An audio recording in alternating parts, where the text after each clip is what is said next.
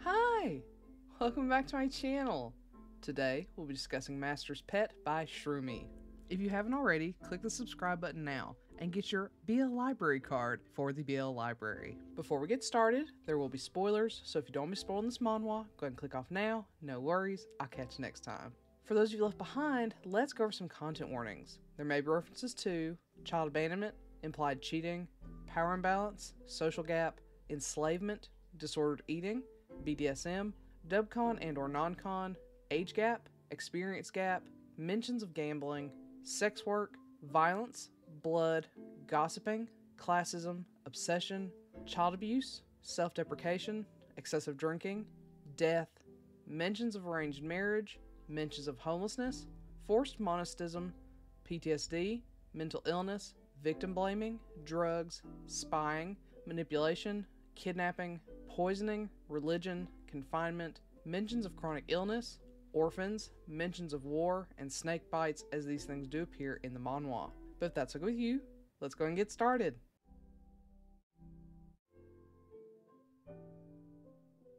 Marquis Joseph Howard has been trying to grow out of his gambling and cheating father's shadow. Unfortunately, that becomes immensely more difficult when his younger half-brother, his father's love child, is brought to his home. The mother of the child requests compensation for raising the child, named Colin, as was promised by Joseph's father before his death. Still compelled to escape his father's past promises and debts, Joseph agrees to pay off the woman, who then leaves young Colin behind for Joseph to raise. Joseph isn't interested in his half-brother, but unlike Joseph, who looks nothing like the long history of Howard Marquis before him, Colin is a spitting image of his deceased father. Joseph is immensely jealous and feels Colin is just a physical representation of his inadequacy as the new Marquis. But Joseph is determined to better the Howard name, so he reluctantly takes in his half-brother. Joseph prepares the young man for his noble education, but finds that he is traumatized and wild. In order to make things a bit easier, Joseph brings in another servant, an enslaved man named Ein. He intends for Ein to get close to Colin and help him integrate into his new life within the Howard household. But Ein has a painful past, one that still haunts him and that he openly fears. Joseph is willing to help Ein escape his past forever, but at a cost. During the day, Ein serves and teaches Colin, but Ein acts as Joseph's bedmate at night. Ein wants to serve in hopes of one day finally breaking free from his past, but when young Colin falls for him, an intense love triangle threatens to tear apart everything. Ein is willing to give his body to his masters, but will he end up giving over his heart too?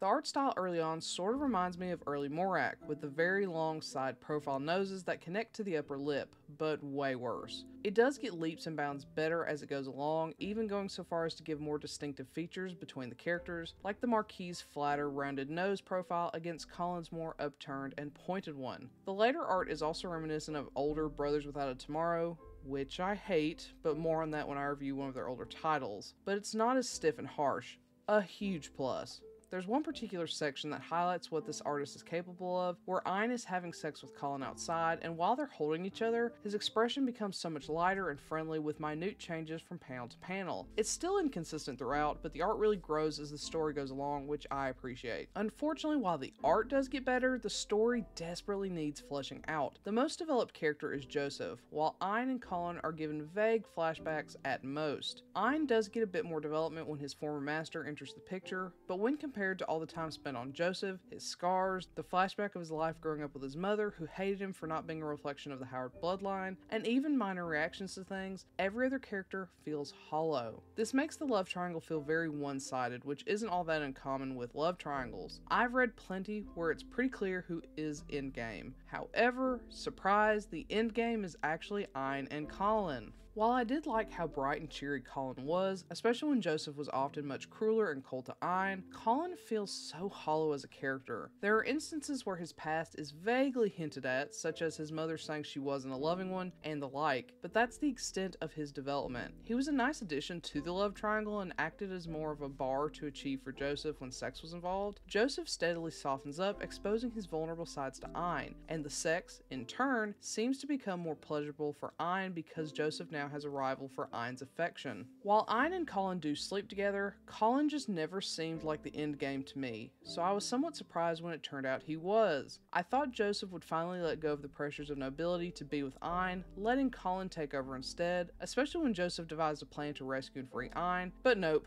Colin is stripped of his lower title and disappears before Ein decides to leave the mansion as a free man. It felt rushed, unbelievable, and very unsatisfying. While we're on the topic of unsatisfying things, there's a second side story where Joseph travels to another country with a stunning hunk of a man named Rick. Rick dotes on Joseph, steadily prying open the walls he's put up around him. There's clearly some attraction between the two, and I was so for it. But then the side story ends. We never see the mission Joseph is there for fulfilled. They don't grow closer beyond the affectionate, vulnerable moments we see when Joseph is ill, which is probably more disappointing than the main story's ending. At least the main story had a clear beginning, middle, and end. This side story starts something and just never goes anywhere with it. I would have preferred it had never even started, as it would have been much less disappointing as a result.